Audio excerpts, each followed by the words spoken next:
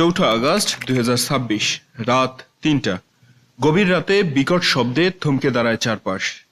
এক দূরপাল্লার বাস নিয়ন্ত্রণ হারিয়ে উল্টে পড়ে সড়কের পাশে। সে রাতে ভাগ্যের জোরে বেঁচে যান যাত্রীরা। 9 আগস্ট 2026 ঠিক 96 ঘন্টার মাথায় আবারও একই পরিণতি। কিন্তু এ যাত্রায় ভাগ্য সবার সুপ্রসন্ন ছিল না। ঘটনাস্থলেই জীবন দিতে হয় এক পথচারীকে। গুরুতর আহত হন অনেকেই। রাজধানী ঢাকা থেকে শরণখোলা প্রায় 250 কিলোমিটারের দীর্ঘ পথ। পুরো সফর নিরাপদ হলেও প্রশ্ন জাগে, কেন উপজেলার প্রবেশদ্বারে এসেই বারবার তীরে এসে তরি ডোবে। সুন্দরবনের কোলগেশা এই শরণখোলায় প্রতিনিয়ত পর্যটক, স্থানীয় বাসিন্দা ও বিভিন্ন যানবাহনের প্রধান চলাচলের মাধ্যম। অথচ রায়েন্দা বাজার থেকে আমরাগাছিয়া পর্যন্ত 6 কিলোমিটারের এই অংশ এখন চরম জনদুর্ভোগের নাম। দেখা যাচ্ছে আপনার রাস্তার যে পরিস্থিতি, তাতে আমাদের গাড়ি রাস্তায় দাঁড়ায় যাচ্ছে, পাল্টি খাচ্ছে, নামে যাচ্ছে। এই দুর্ভোগ আমরা পোয়াচ্ছি, কিন্তু কন্ট্রাক্টররা কোনো কাজ কাম করে না। ভোগান্তির আরও মাত্রা বাড়িয়েছে নলবুনিয়ার জরাজীর্ণ স্টিল ব্রিজটি। অত্যন্ত ঝুঁকিপূর্ণ এই ব্রিজের পাশে নতুন ব্রিজ নির্মাণের কাজ শুরু হলেও রহস্যজনকভাবে 4 বছর ধরে তা থমকে আছে। দীর্ঘ 1 বছরের বেশি হয় এই মেরামতের কাজ বলে এরকম ফেলাই রাখছে, কাজ হয় না, মানুষ চলতে পারে না, ছোট গাড়ি তো মোটে চলতেই পারে না।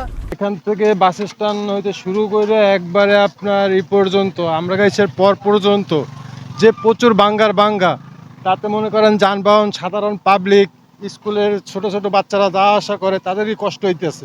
এই কিছুক্ষণ আগে একটা বাগেরহাট থেকে বাস আসছে, লোকাল বাস উড়ি দেওয়ার ধরছে। রোগী যায়, দেখেন যে একটা ঝাঁকি খাইতেছে। এই এলাকায় যাতায়াত করার মতো গাড়ি বিআরটিসি চলে খুলনাতে, বেশিরভাগ ক্ষেত্রে রোগী যায়। এই রোগীদের যে অবস্থা, মানে গাড়িতে গেলে আরো অসুস্থ বেশি হয়ে যায়। মাঝে মাঝে মনে হয় যে এই রাস্তা দেখার মতো কেউ নাই। এই এলাকার জনপ্রতিনিধি যারা আছেন, তাদের নজরেও আসে না, সরকার নজরেও আসতেছে না।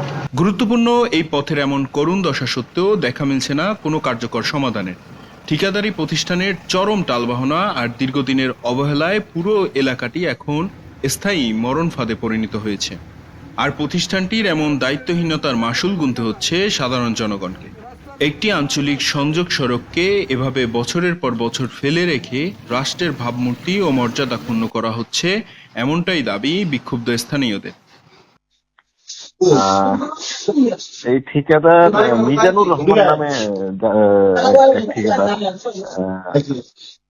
মিজানুর রহমান ঠিকাদার প্রতিষ্ঠানের নাম।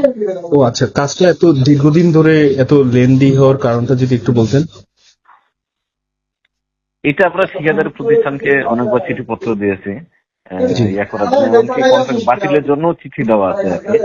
তো এরা ওই যে যেমন এখন তো বর্ষাকাল চলতেছে, এর আগে এই বছরে একটা সময় একটু ওই যে জ্বালানি তেলের সম্পদ বা ওই যে কাজের জন্য, রাস্তার কাজের জন্য যেটা পিস বা বিটুমিন বলে, বিটুমিনের একটু ক্রাইসিস ছিল আর কি।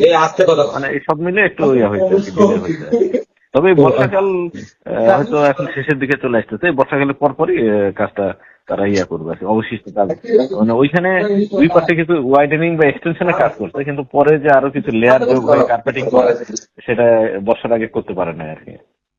আচ্ছা, আমরা তাদেরকে মৌখিকভাবে চিঠিপত্র মাধ্যমে বলছি, তারপরেও মানে আবার আমরা একটু রিমাইন্ডার দেবো আর কি। এই 2-1 দিনের মধ্যে আবার লিখিত চিঠি আমরা দেবো আর কি। ওই যে যেটা নলবুনিয়া যে ওইখানে যে স্টিল ব্রিজটা, ওইটার পরিবর্তে একটা ব্রিজ হওয়ার কথা, সেটা কাজ কিছু দূর হয়েছিল, প্রেক্ষাপট চেঞ্জ হওয়ার পরে আবার বন্ধ হয়ে আছে। আচ্ছা দেখ, আমরা সার্বিকভাবে বিষয়গুলো দেখতেছি যে কিছু কিছু ব্রিজের একটু ল্যান্ড অ্যাকোয়ারের প্রবলেম আছে। আমরা সার্বিকভাবে ওই, আর এমনি তো আসলে একটু বর্ষা মৌসুমের কারণে 2-3 মাস একটু কাজের প্রোগ্রেস কম থাকে আর কি, আসলে হয় না। সড়ক বিভাগের মৌখিক আশ্বাসের খাতা ভারী হলেও বাস্তবে নেই তার কোনো প্রতিফলন। ঠিকাদার প্রতিষ্ঠানের গাফলতিতে আর কত প্রাণ গেলে টনক নড়বে প্রশাসনের, সেটি এখন বড় প্রশ্ন। জাহিদ ইমেল, এনটিভি অনলাইন, শরণখোলা, বাগেরহাট।